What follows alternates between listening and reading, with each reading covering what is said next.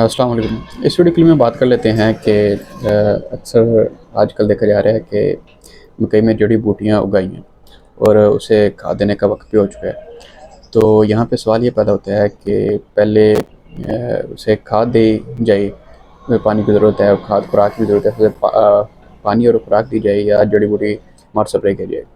और दूसरा ये भी अहम है कि जो स्प्रे है जड़ी बूटी मार, वो अगर आप वतर की हालत में करेंगे तो उसके रिजल्ट बेहतर आएंगे बनिस्बत आप खुश्की में करेंगे।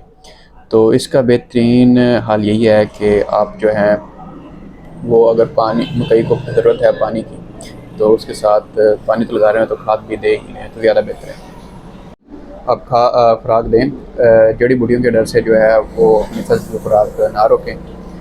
और उसके बाद जब पानी लगाने के बाद वतर की हालत आ जाए तो उसके ऊपर जो है वो आप स्प्रे कर दें जड़ी बूटियों के कंट्रोल के लिए। इससे जो है वो होगा ये कि क्योंकि आपको पता है वेडिसाइड जितनी भी हैं वो आपकी फसल को स्ट्रेस देती हैं, तो कम से कम अगर आप बिना खुराक के कोई भी चीज़ दिए अगर वेडिसाइड का ट्रैक स्प्रे करेंगे तो आपकी फसल जो है वो पहले स्ट्रेस में खड़ी होगी तो मज़ीद स्ट्रेस में चली जाएगी, तो वो स्ट्रेस से बाहर आने में काफ़ी देर लगाएगी।